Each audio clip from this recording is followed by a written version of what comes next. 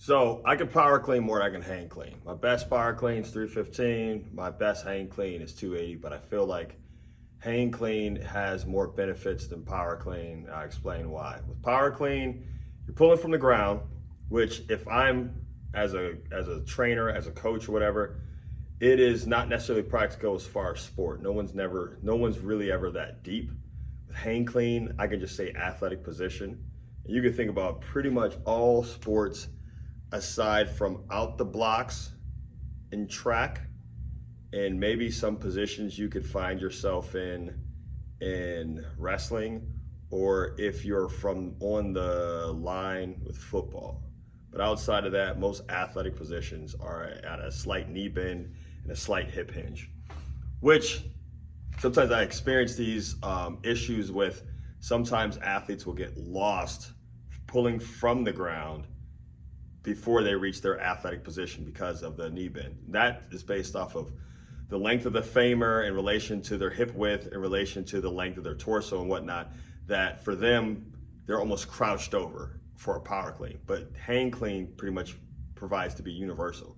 You grab the bar, you hinge your hips, follow through from there. You reach triple extension and whatnot.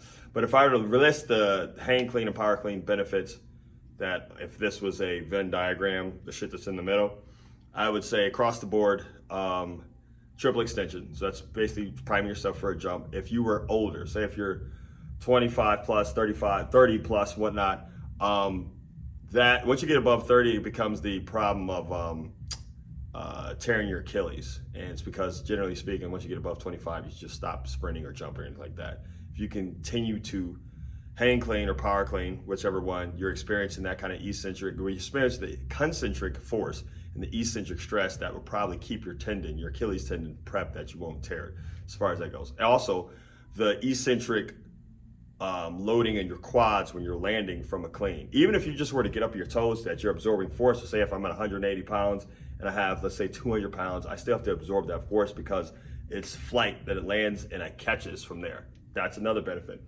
I think the dynamic part of that's required from your lats, in my opinion, in which whether I'm pulling from the ground or from a hang position, my lats having to be engaged and stabilized.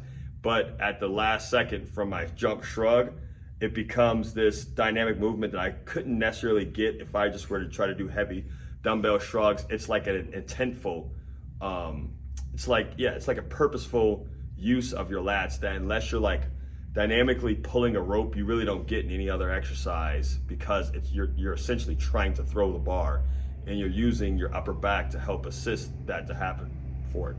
And it's a total body movement. This is power clean and hang clean. So like I said, the little shit in the Venn diagram.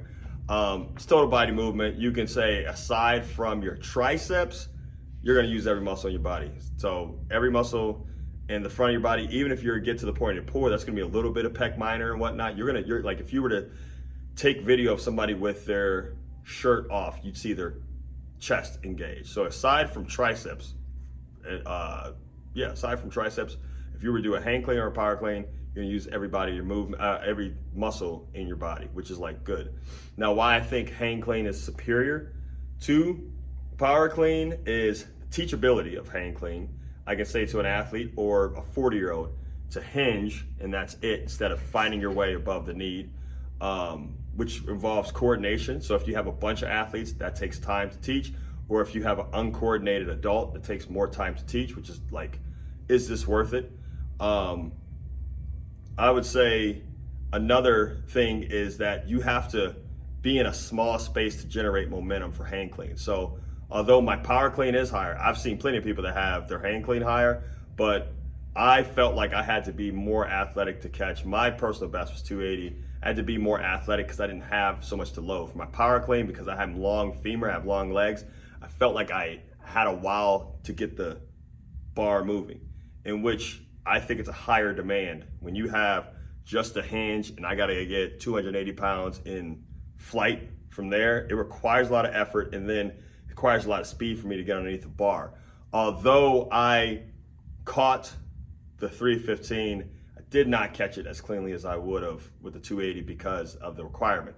That after a while, once it got from here, I felt like I was muscling it, and it was like my feet started to kick out, in which the 280, I only had so much time because I'm only weigh so much to get underneath the bar from there. So that's where I would put hang clean superior to power clean. If I were to go, again, if we're thinking Venn diagram, those are my outside from there. Power clean, I think the only benefit is maybe, depending on the way you're built, you may be able to power clean more. And the other one is you have more knee flexion. So, but that's not really supposed to be a quad development exercise. So like you may be able to power clean more depending on your build. But if I were to rank the two, hang clean is superior to power clean. Why? In our programming and even in my program, in my own personal program, we do both because it's good to pull from the ground dynamically. Like I don't think you should ever only do deadlifts or it's slow or like a sandbag lift or something like that. I think sometimes you should rip something from the ground. But if I'm on a time crunch or if I have a novice or if I have a lot of athletes, I'm choosing hang clean.